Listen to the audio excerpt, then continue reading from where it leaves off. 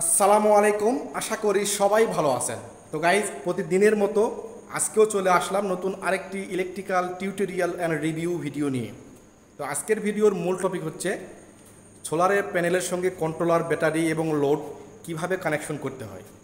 তো আজকের এই ভিডিওতে আমি একটি সোলারের ফুল সেটআপ কীভাবে কানেকশন করবেন সেটি প্র্যাকটিক্যালি অঙ্কন করে কানেকশন দিয়ে দেখাবো। তো চলুন কথা না বাড়িয়ে আজকের এই মূল্যবান ভিডিওটি শুরু করা যাক। তো গাইস, ভিডিওটি শুরু করার আগে আপনার কাছে আমার ছোট্ট একটি রিকোয়েস্ট, আপনি যদি আমার এই চ্যানেলে নতুন দর্শক হয়ে থাকেন তাহলে অবশ্যই আমার চ্যানেলটি সাবস্ক্রাইব করবেন, তারপর পাশে থাকা বেল আইকনটি বাজিয়ে রাখবেন যাতে করে পরবর্তী ভিডিও খুব সহজে আপনার কাছে পৌঁছায়।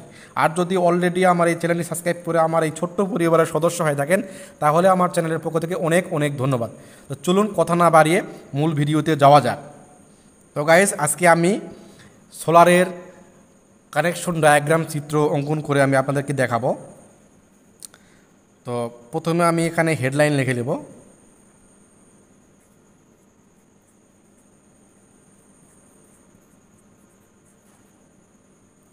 সোলারের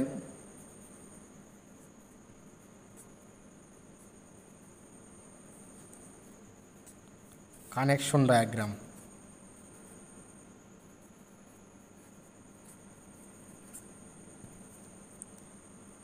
তো সোলারের কানেকশন ডায়াগ্রাম আমি এখানে অঙ্কন করলাম।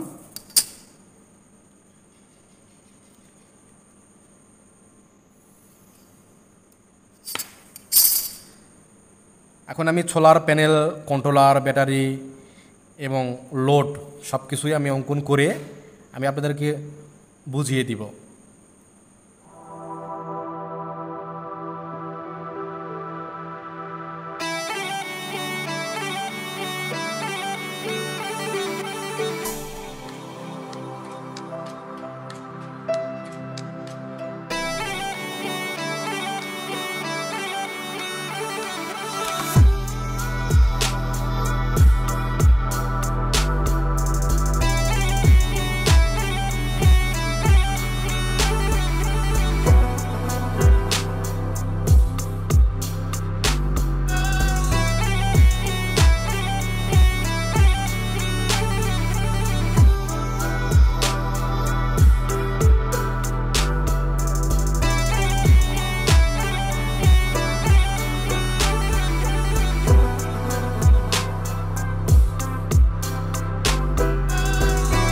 তো গাইস, ডায়াগ্রাম চিত্র অঙ্কন করা শেষ হয়ে গেছে।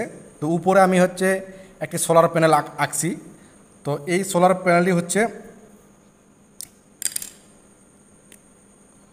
50 ওয়াট।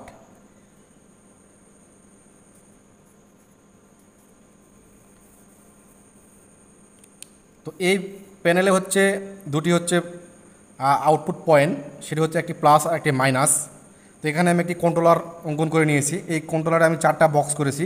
দুটি আউটপুট, একটি ব্যাটারি আর একটি সোলার।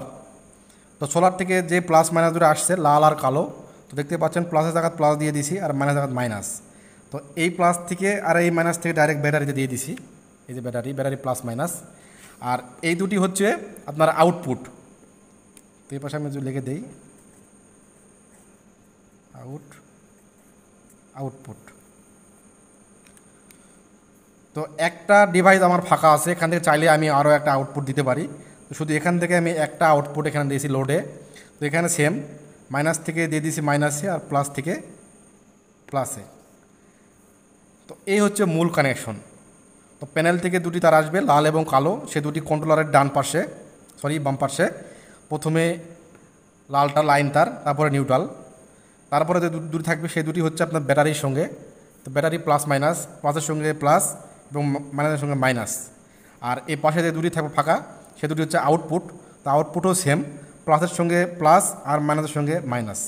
তো এই সোলারের কানেকশন ডায়াগ্রাম চিত্র।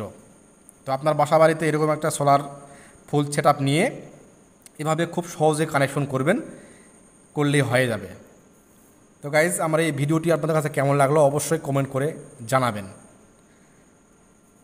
যদি ভালো লেগে থাকে তাহলে অবশ্যই লাইক করবেন, শেয়ার করবেন এবং আমার চ্যানেলটি সাবস্ক্রাইব করবেন। তো কথা বলতে বলতে অনেক কথাই বলে ফেললাম। তো এই সোলার সম্বন্ধে যদি আপনার মনের ভিতরে কোনো প্রশ্ন থাকে তো সেটিও আমার কমেন্ট বক্সে জানিয়ে দিতে পারেন। আর বর্তমান এই লোডশেডিংয়ের বাজারে সোলারের প্রয়োজন অনেক বেড়ে গিয়েছে। তো কেমন লোডের জন্য কত ওয়াট সোলার, কত অ্যাম্পিয়ার আওয়ার ব্যাটারি প্রয়োজন, তো সেগুলো যদি আপনার জানার কোনো আগ্রহ থাকে সেটিও আমার কমেন্ট বক্সে জানাইতে পারেন। আমি চেষ্টা করব সঠিক পরামর্শ দেওয়ার জন্য। তো গাইজ, আজ এ পর্যন্তই। দেখা হবে আগামী অন্য কোনো আরেকটি মূল্যবান ভিডিওতে। সেই পর্যন্ত সবাই ভালো থাকবেন, সুস্থ থাকবেন। আল্লাহ হাফেজ। আসসালামু আলাইকুম।